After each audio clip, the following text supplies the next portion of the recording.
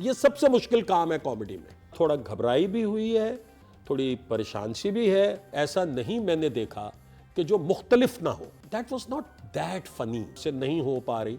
Stand up girl में मैं काशिफ निसार साहब को एक तो क्रेडिट उनसे कभी छीना ही नहीं जा सकता, that he is a brilliant director.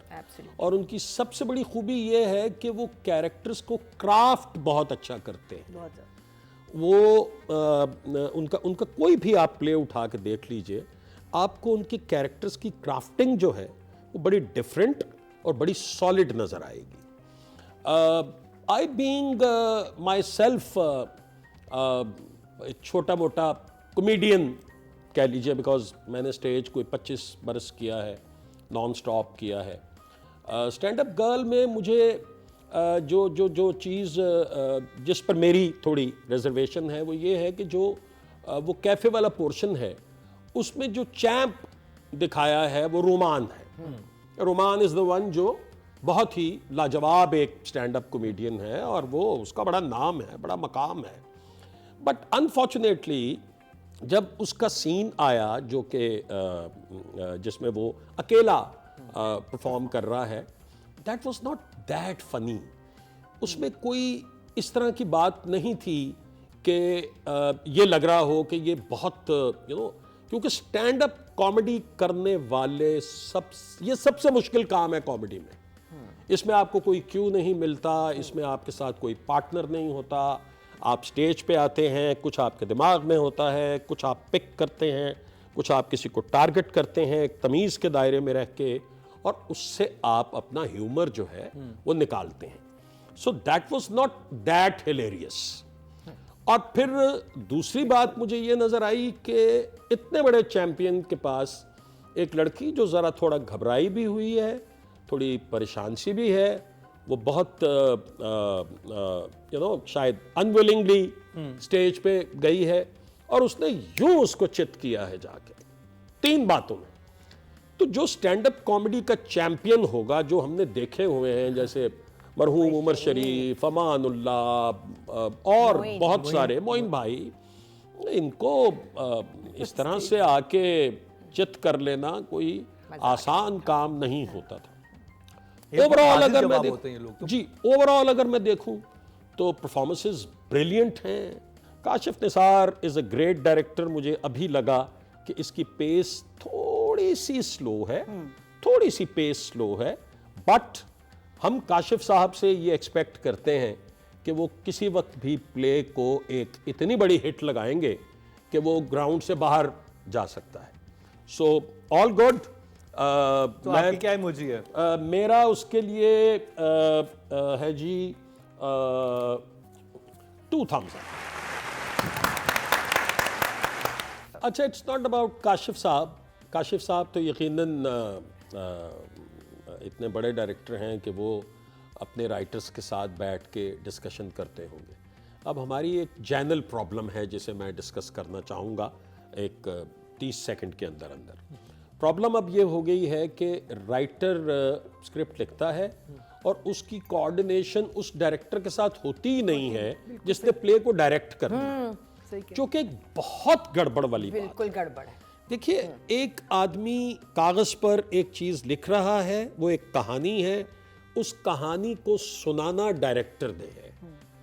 आपने कहानी उसको दे दी, अब वो सुनाने बैठ गया, उसको कई बातों पे एतराज़ात हो सकते हैं, उसकी कोई कोऑर्डिनेशन ही नहीं है बिल्कुल राइटर के साथ।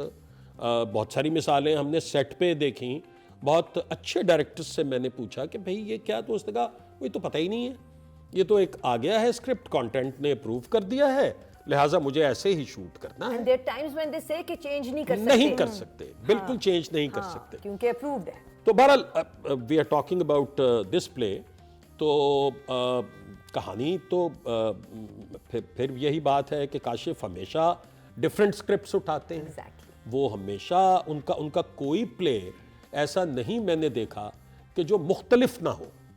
वो हमेशा एक मुश्किल, और ये बहुत मुश्किल प्ले है, ये आप जहन में रखिए कि ये बहुत मुश्किल प्ले है कि उस घर को आपने स्टेज भी नहीं बनाना, आपने उसको एक स्टेज प्ले भी नहीं बनाना, आपने उसमें कॉमेडी भी क्रिएट करनी है, तो तो उसके लिए आपको किस चीज़ की ज़रूरत है?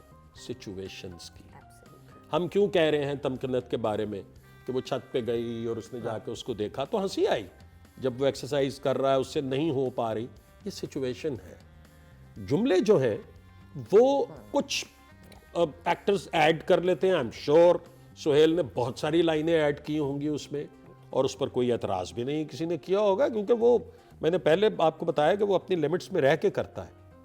तो राइटिंग में अगर आप नंबर्स की बात करें तो मैं भी इसको क्योंकि मैंने शुरू से फॉलो नहीं किया इसलिए 7 ही दूंगा अभी। ये 3 एपिसोड्स के हवाले से मैं बात काम पर तो तनकीद की ही नहीं जा सकती, टू बी वेरी ऑनेस्ट, इसलिए कि उन्होंने तो हमेशा प्रूव किया है that he is a brilliant mind, एक ब्रिलियंट ब्रेन है वो जिस तरह से डिफरेंट सब्जेक्ट्स को चूज़ करते हैं और फिर उन्हें ट्रीट करते हैं, फिर उन्हें उसी तरह से एग्जीक्यूट करते हैं। एंड यस, रुबीना को सेकंड करते हुए उनकी कास्टिंग आप चेक कर लीजिए, हमेशा इतनी परफेक्ट होती है कि आप उस पर तनकीद कर ही नहीं सकते। और उनको पता है कि मैंने किस सीन को किस अंदाज से शूट करना है। ये वाला मेरा ऐसा सीन है जो मैं आधे घंटे में शूट कर लूँगा, ये मेरा सीन है जिसमें मेरे 5 घंटे लग सकते हैं। ही नोज हिज जॉब, उन्हें पता है। आपने काम किया इनके साथ? जी नहीं, मैंने इनकी प्रोडक्शन का प्ले किया है, बट अनफॉर्चुनेटली मैंने काम नहीं किया इनकी डायरेक्शन में काम? नहीं, आज तक नहीं किया। But I am a huge fan of Kashif Nisar, और मैं समझता हूँ कि काशिफ को मैं तो ये 3 एपिसोड्स भी देखने के बाद, और इसमें कुछ थोड़ी बहुत कमियां तो देखिए हर प्ले में होती हैं, मैं तो काशिफ को कम से कम 9 नंबर तो दूंगा।